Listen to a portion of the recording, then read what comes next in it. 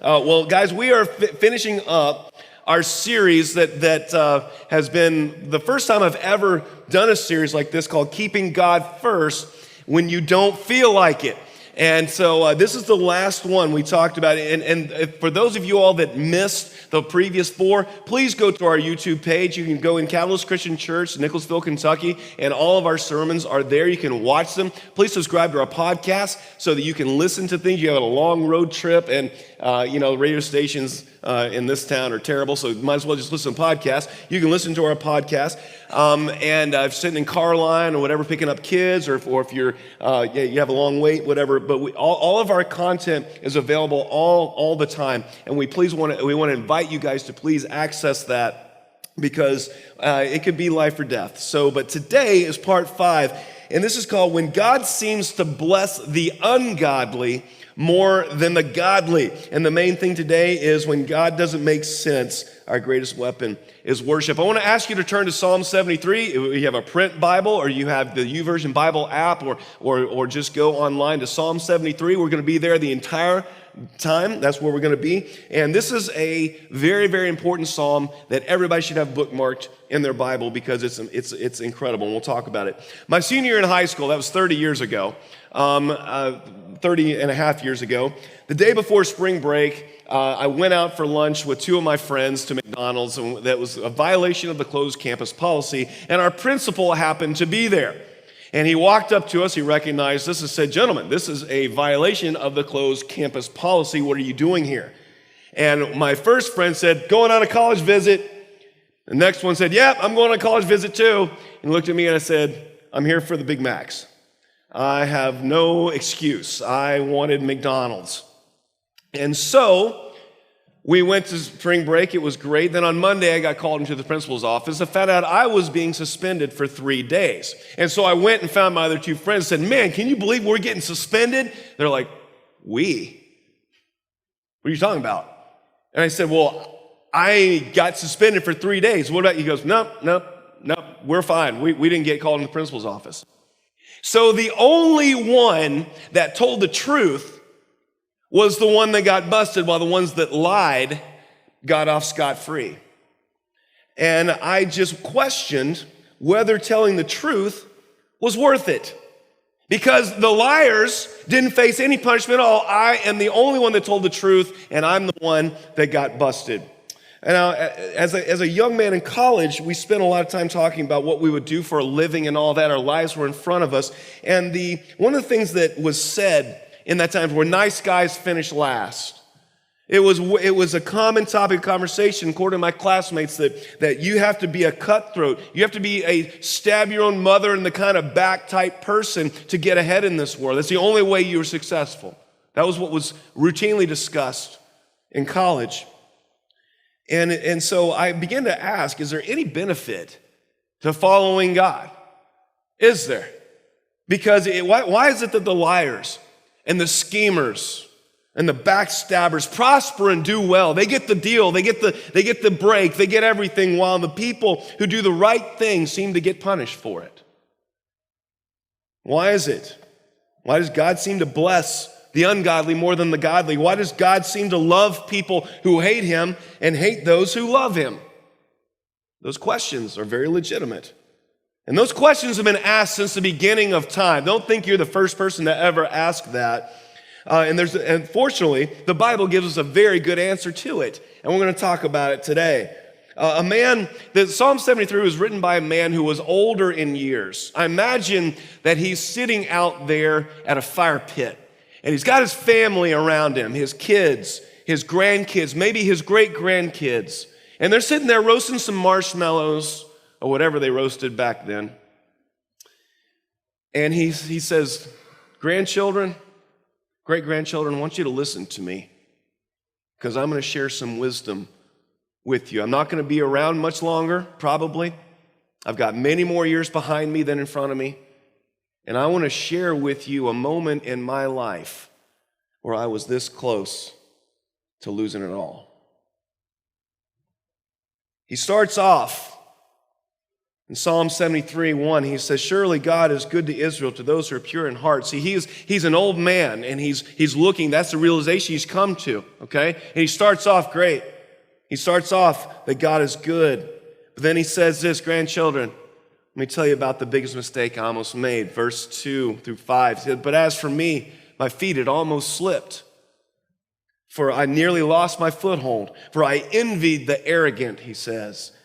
When I saw the prosperity of the wicked. They have no struggles. Their bodies are healthy and strong. They are free from common human burdens. They're not plagued by human ills. See, he's looking back at a time in his life, and he's telling his grandkids about it, where he almost made the biggest mistake. He saw the people that didn't love God, and they were doing great. They were knocking it out of the park. They were getting the deal. They were living in the mansion. They were driving the nice car, and he was looking at the faithful people who were just struggling to get by. And he's saying, what the heck is going on here? He said, I begin to envy the arrogant. I begin to envy the wicked. Possibly he's facing financial stress at this time, or maybe he got a cancer diagnosis or some type of thing, and he's envying these people that, Lord, I've been faithful to you, and these people that don't love you, their bodies are healthy and strong. What's going on? Why aren't you cursing them? Why aren't you blessing me? Common statement. You know, you look at some faithful pastor in North Korea who's in jail and he's starving. And you look at Bill Gates, the atheist who has more money and influence than 99.99% people in the world, and you say, God, how is this fair? You know, what's up here? Why do you bless those that hate you and hate those who love you? He's looking at a world that makes no sense at all. And he asks God, what's the point in following you? He says, grandchildren, looks around at his grandchildren, he says, you're going to ask these questions too, because you're going to see this. You're going to see this in life. You're going to see ungodly people doing very well and godly people having a hard time. You're going to see this, and you're going to ask the same questions that I asked in my youth. And I'm telling you, I'm going to tell you my response, because I was in the biggest danger of my life, grandchildren. I was this close to chucking it all away. I was this close to walking into a spiritual bear trap that was set for me. Psalm 73, verse 9 through 12, he goes on. He's talking about the arrogant. Their mouths lay claim to heaven. In other words, they possess it all. Their tongues take possession of the earth. Therefore, their people turn to them. They drink up waters in abundance. They say, how would God know? Does the Most High know everything? This is what the wicked are like, always free of care. They go on amassing wealth. Wow. Not much has changed in 3,000 years, has it? I imagine a lot of us could say the exact same thing today. So he makes 6 complaints to God that are very common. I want to see if any of you all are making these complaints to God here. The first one is this, that they live in prosperity. They're doing so great, and I'm not doing great at all. The second complaint is this, they live without problems. They live carefree. They don't have any problems. That's the second complaint that he makes to God. The third complaint is this, they have it easy.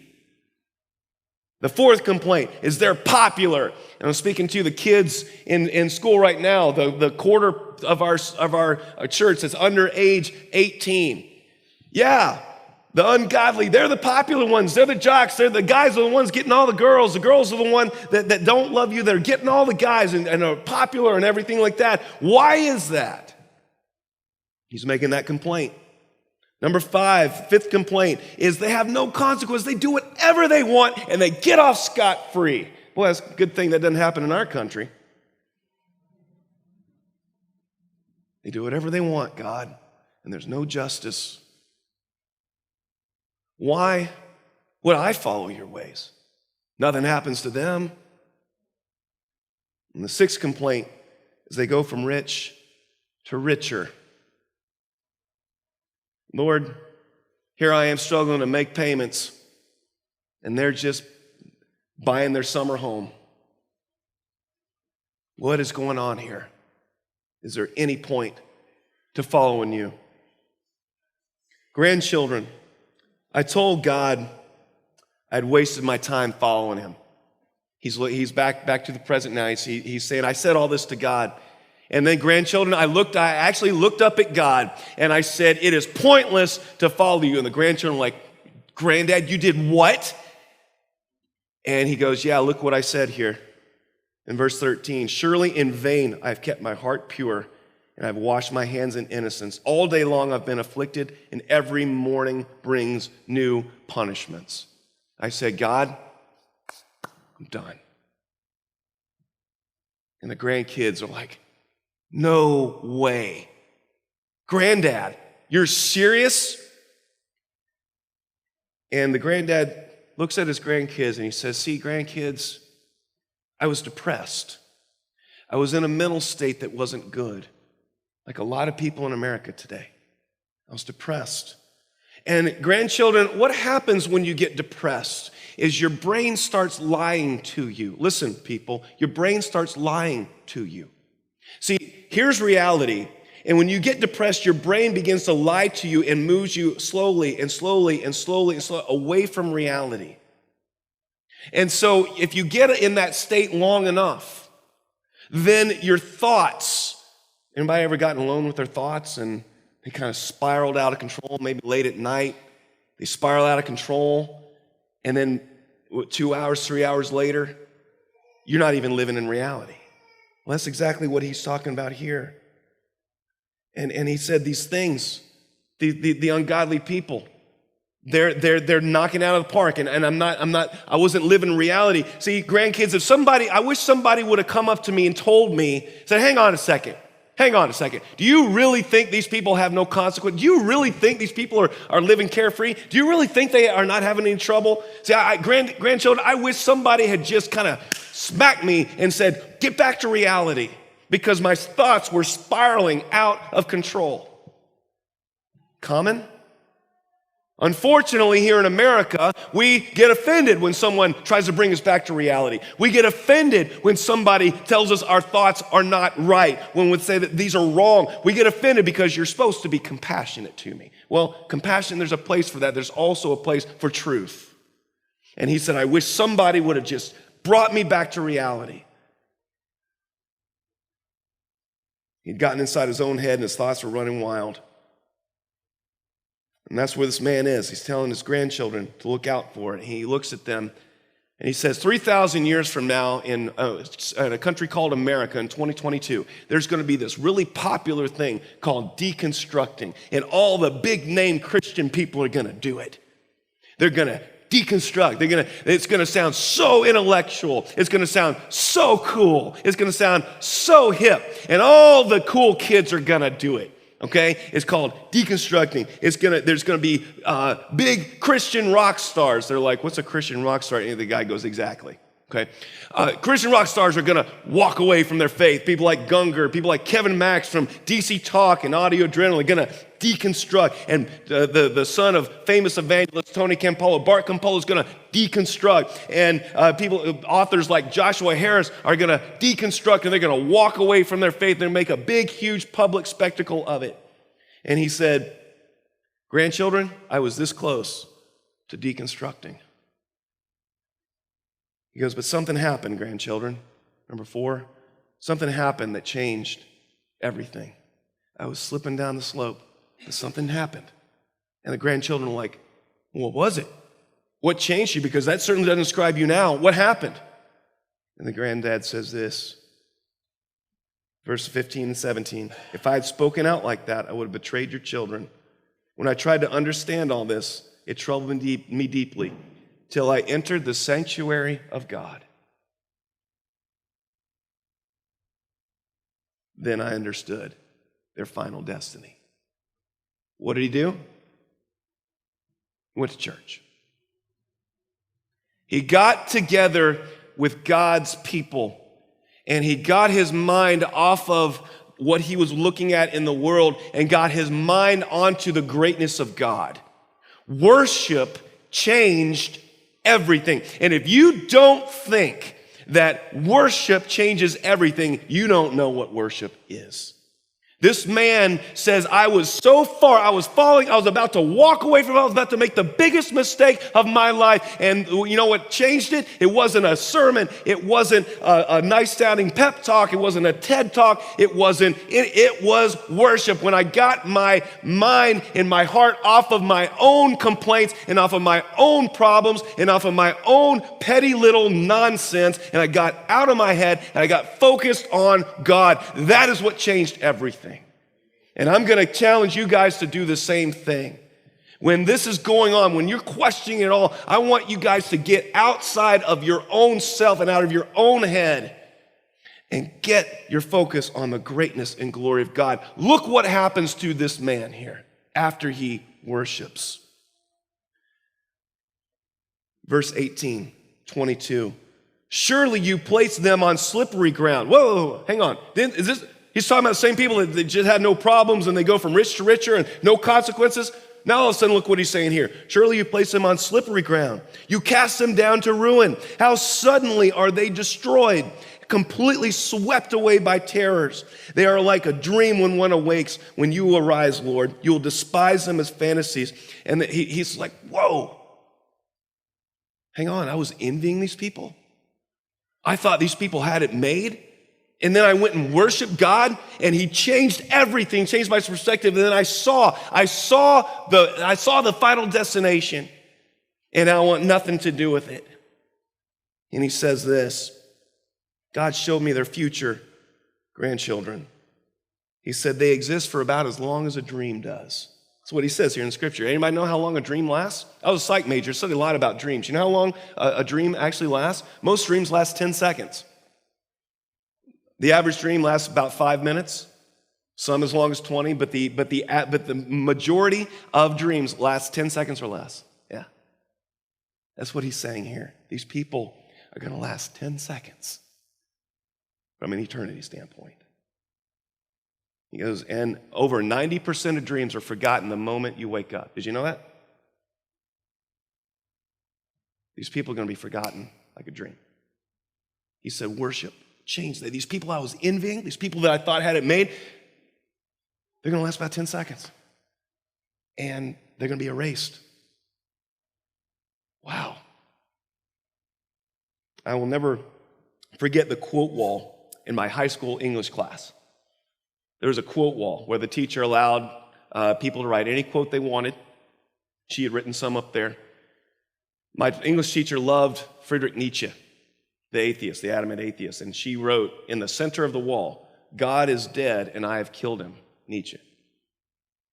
Well, underneath that, some student prior to me had written, Nietzsche is dead and I have killed him, God. And the intellectual climate back then, you could say anything you wanted, so the teacher left it up. And it was this amazing thing, and I thought to myself, Nietzsche's long gone. God is still here. I'll never forget that. So my question is this. Where are the atheists who have cursed God their lives? Where are they? They're here for a little bit, then they're gone. Where are the rulers who have persecuted the church throughout history? Where are they? Where's Stalin? Where's the Emperor Nero, who burned Christians in his garden? Where is Marcus Aurelius, one of the most vicious persecutor of Christians? I can't stand when people quote him. Where are the rulers of Muslim countries that kill Christians? Where are they? Where's Madeleine Murray O'Hair, who got prayer removed from public schools? Where is she? Where is John Lennon, one of my favorite musicians, who claimed that the Beatles were bigger than Jesus? Where are they? They're all gone. All of them.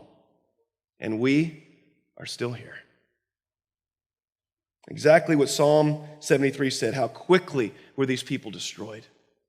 How quickly God cast them down to ruin, how completely swept away. This man is looking back. He's lived a long time, and he's looking back at this moment when he was a young man where he almost deconstructed, almost chucked it all, and he has a lifetime of experience watching these people that curse God just get swept away, just boom, their lives fall apart, bam. And he's like, I was almost one of them. And grandchildren, please do not be like this. Do not envy these people. They're here for a moment, and then they're gone. Okay? So he looks at that, looking back at that moment where he realized the truth. Then he looks at himself and he tells his grandchildren this, because I was senseless and ignorant here in verse 21. My heart was grieved, my spirit embittered. I was senseless and ignorant. I was a brute beast before you. I wasn't even thinking clearly. That's what he said. He looks at himself. Then he says, he looks up at God and he says this, grandchildren, last thing I'm going to say is the greatest treasure on earth is God. That's the greatest treasure. He says this, I love this. Remember, worship was the changing point. Remember what the first part of this psalm, this is the same guy speaking, then worship, then look what happens. He says this, yet I am always with you, talking to God. You hold me by my right hand.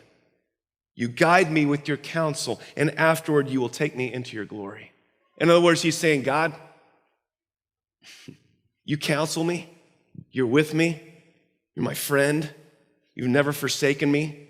When you guide me with your counsel, your word directs me, keeps me from this pitfall and this mistake and this blowing up in my face. You guide me with counsel, and when I die, you're going to take me to heaven with you. You're the greatest. You're everything. And he says this, whom have I in heaven but you, and earth has nothing I desire beside you. Whoa, hang on.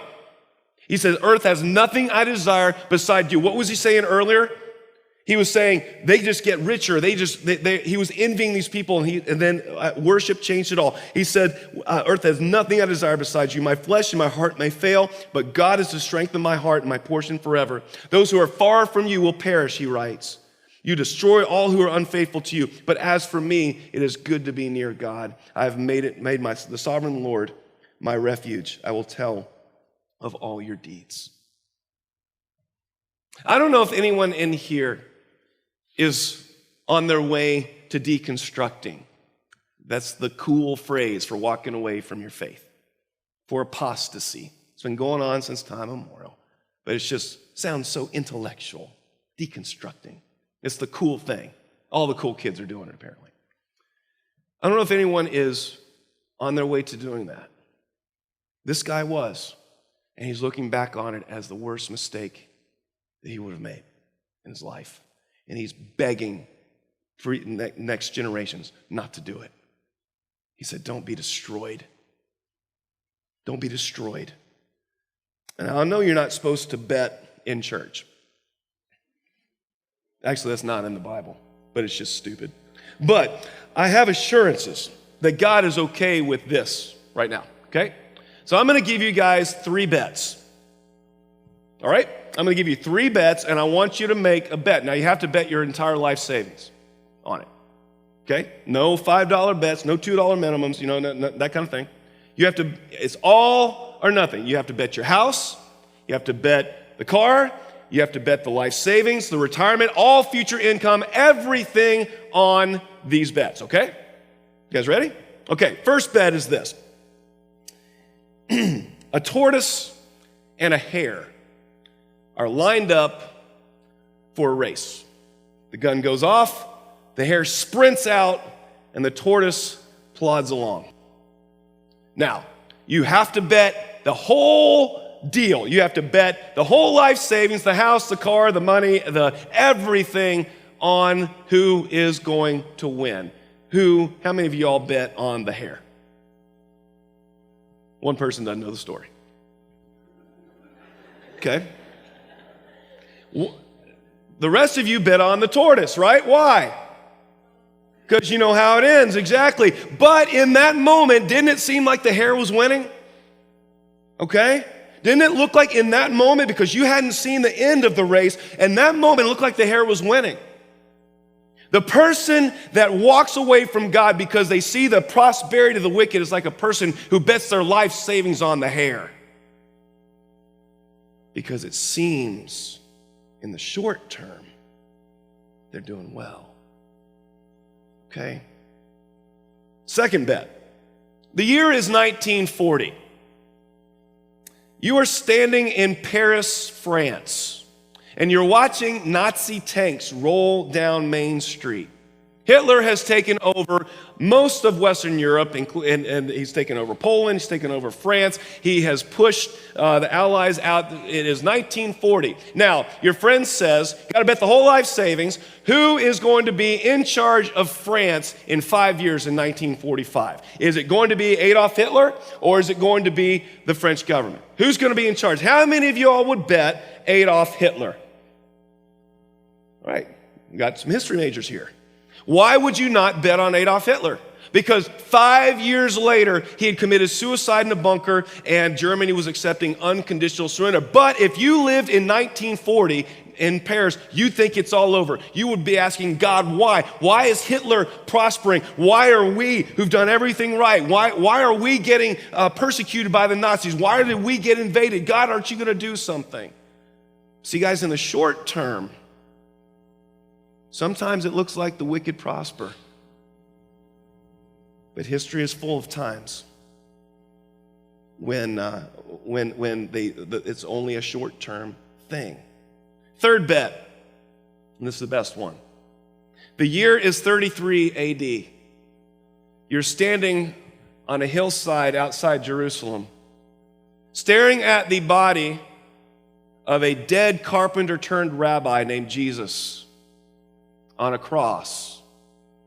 You look out and you see the Roman Empire, you see the soldiers, you see the palaces, you see the extent, the roads, the glory of the Roman Empire, extending as far as the eye can see, all the way around the Mediterranean. They've conquered land after land after land after land. They've conquered your native Israel. There are Roman troops sitting in your home.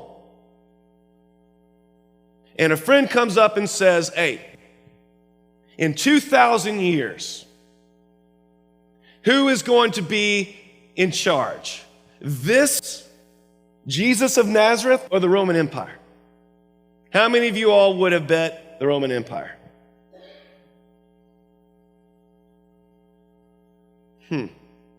No one.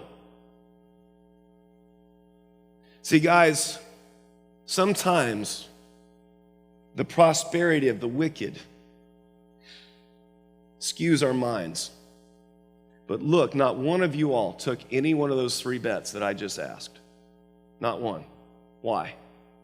Because you know how the story ends. As a matter of fact, the Roman Empire's defeat is so thorough and so complete, and Jesus' victory is so absolute, that we name our children after his disciples and our dogs after emperors. We name our kids Matthew and Paul and name our dogs Caesar and Brutus. Okay? We do. The Roman Empire, which thought they could destroy Christ, is in the dustbin of history, and today Jesus of Nazareth is worshiped and followed by more than 2 billion people on this planet. Okay? God does not bless the ungodly more than the godly. Don't get fooled by a short term, a blink of success of the wicked. Do not be fooled by that. This writer in the Psalm is begging his grandchildren, do not be deceived when you see this. I almost fell for it. I almost bet the life savings on the hair. I almost bet the life savings on Hitler. I almost bet the life savings on Roman Empire. I almost chucked it all because all I saw was their success. But look how it ended up for them. And it will end up the same way for every person who denies Jesus Christ. It will end up the same way.